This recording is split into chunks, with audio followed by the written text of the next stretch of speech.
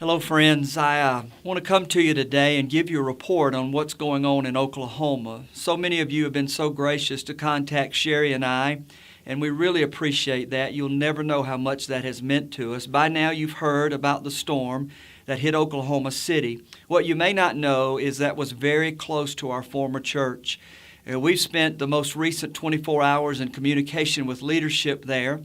And I guess the good news is, so far, there's been no loss of life out of our former church, but that is somewhat balanced by the fact that many people have lost their lives. Many of you have asked about our family, and I want to say to you that my mother is fine.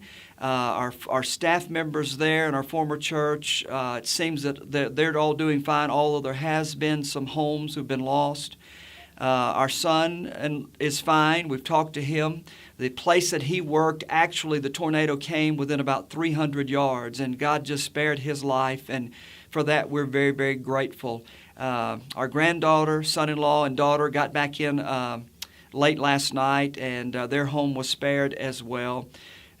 So many in the church have been devastated by loss of homes and various things. Our worship pastor there, for example, the front of his neighborhood was decimated, and we have several church members in that neighborhood. So we're trying to rally the forces. Sherry and I, our first response was to hop in a vehicle and head there, but frankly, that would have been very selfish. We've decided to take that money and to forward that to our former church.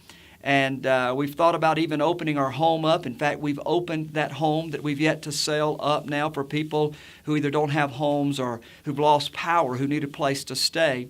So I want to challenge you today. I want you to know that our desire is to help that area as much as we can. Obviously, we have a great love for First Southern Baptist Church, Del City. And so what we would ask you to do is to join with us in anything God might place on your heart. We would receive donations here at Riverside, then take that and combine that and forward it on to First Southern. I will tell you that they're about 4.5 miles from where the tornado came through. They are on the front line, and they're going to be there until Jesus returns. So what better way could we invest our resources? So if that's something that God places on your heart, if you'll just contact our church, just send that to us, and we'll compile all that. You'll want to designate that as Oklahoma disaster, and we'll process that on.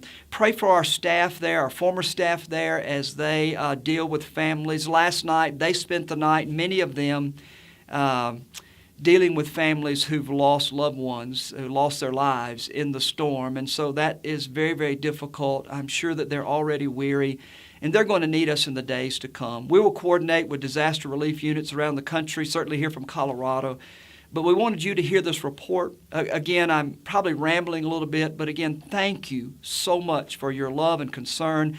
Pray for Oklahoma. Pray for First Southern Del City. Again, as they're on the front line, they will be ministering for months, maybe years to come. We love you. Praise the Lord that He is sovereign and in control.